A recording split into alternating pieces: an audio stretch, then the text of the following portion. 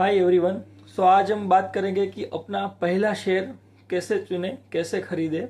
जी हाँ, आपने सही सुना है, क्योंकि मार्केट में इतने सारे शेयर्स अवेलेबल है, हम कंफ्यूज हो जाते हैं कि कौन सा खरीदे और कौन सा ना खरीदे, कौन सा स्टॉक बाय करे और कौन सा ना करे।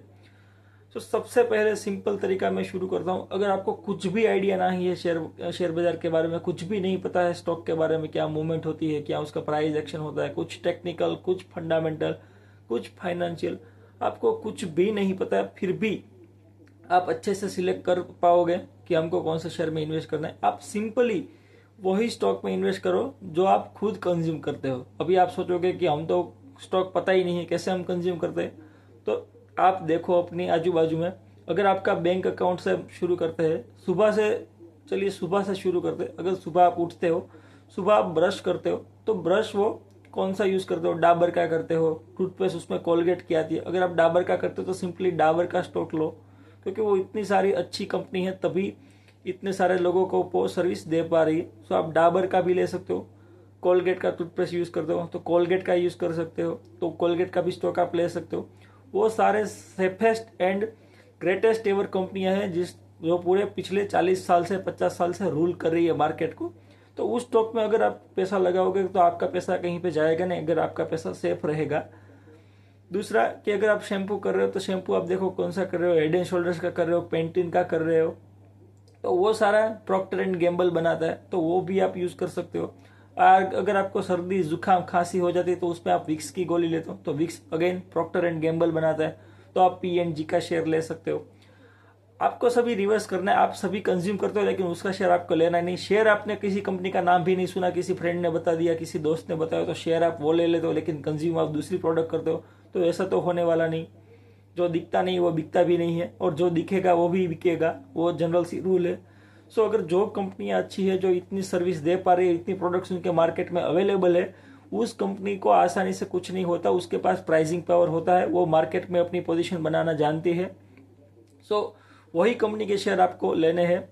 दूसरा, अगर आपके किसी के पास बैंक अकाउंट आज हमारे पास सभी के पास होता है, हमारे पापा का होगा, चाचा का होगा, ताता का होगा, ताया का होगा, चाची का होगा, हमारा होगा। तो बैंक अकाउंट में देखो किस किस का बैंक अकाउंट है। किसी का SBI में होगा, किसी का ICICI में होगा, किसी का एक्सिस में होगा, किसी का HDFC में होगा। जिस कंपनी का आपके पास बैंक अकाउंट है उस बैंक का शेयर लीजिए। उस बैंक के पे आपको ट्रस्ट है कि पैसा लेके भाग नहीं जाएंगे। जो भी आप कंज्यूम करते हो, जो पूरा यूज करते हो, वो सभी काम को यूज करना चाहिए। अगर आप पेपर में लेते हो तो पेपर में JK paper leading manufacturing company है। अगर आप वहां नहीं लोगे तो कहाँ लोगे?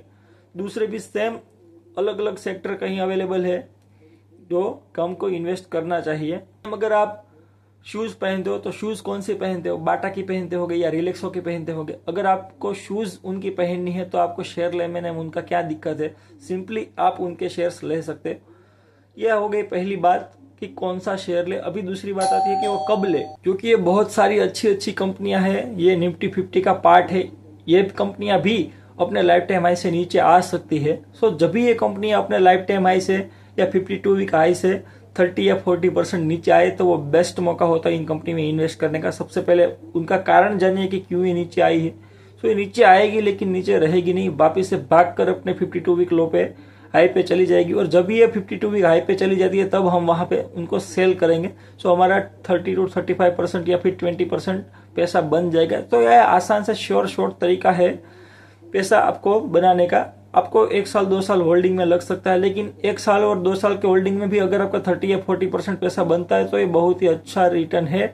इस तरह से अपने आजू बाजू के एनवायरनमेंट में देखो कि क्या क्या यूज हो रहा है, क्या कंज्यूम कर रहे हो आप, और उनका स्टॉक सर्च करो कि कहीं पे उनका शेयर्स अवेलेबल है तो नहीं।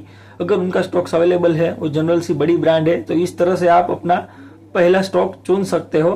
किसी भी कोई फाइनेंशियल या फिर कोई बड़ा सर्च करने की जरूरत नहीं है। सिंपली है, जो आपको दिखता है वही आप कंज्यूम करते हो और वही आप स्टॉक में भी ले सकते हो। धन्यवाद।